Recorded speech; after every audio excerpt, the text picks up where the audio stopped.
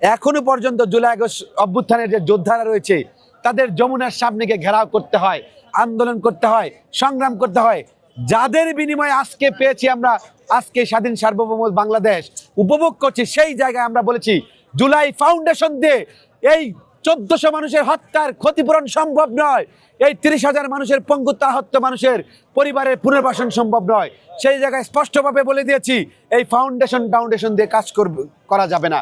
সুস্পষ্টভাবে July August অভ্যুত্থানের পরবর্তীতে এখন জুলাই আগস্ট অভ্যুত্থান অধিদপ্তর প্রতিষ্ঠা করতে হবে, যার মাধ্যমে এই সহযোদ্ধা যারা আহত হয়েছে, যারা নিহত হয়েছে তাদের সুস্পষ্ট তালিকা প্রকাশ করবে এবং সেই তালিকার ভিত্তিতে তাদের পুনর্বাসন করা হবে, তাদের পরিবারকে ক্ষতিপূরণ দেওয়া হবে, ভবিষ্যতে তাদের নিরাপত্তা কার্ড প্রদান করতে হবে। এই 3টি দফা আমরা স্পষ্টভাবে আজকে আমরা বলছি।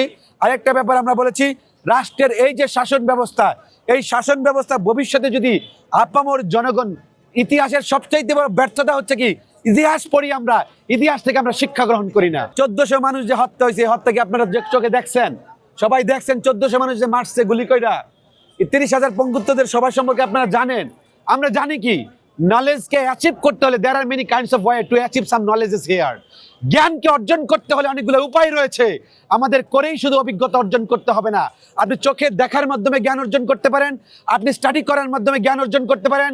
আমরা সুস্পষ্টভাবে আমরা দেখেছি সেই 72 থেকে 75-এর শাসন আমল, সেই শাসন আমলে বাংলাদেশের মাটিতে বহুত এক্সট্রা জুডিশিয়ারি কিলিং হয়েছে, জুডিশিয়াল কিলিং হয়েছে।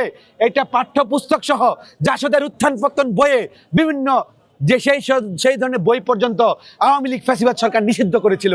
সেই স্পষ্টভাবে ইতিহাস থেকে জানা সত্য আজকে সেটা বিভিন্নভাবে প্রতিশ্রুতিত। সেই জায়গা থেকে বলেছি আজকে যারা সেই সময় শাসক ছিলেন মরণোত্তর অবস্থায়, তাদের এখন বিচার কার্য সম্পাদন করতে হবে এবং সম্পাদন করা এবং সেই বিচার কার্য শুরু করার মাধ্যমে বুঝাইবো বর্তমান যে কোর্টটি রয়েছে, বর্তমান যে বিচার বিভাগ রয়েছে সেটা ক্যাঙ্গারু কোর্টে রূপান্তরিত হয় নাই।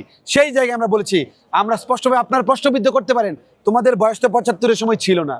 ওকে, ছিল না, আমাদের বয়স ছিল না, কিন্তু 75-এর ইতিহাস কি আমরা জানি।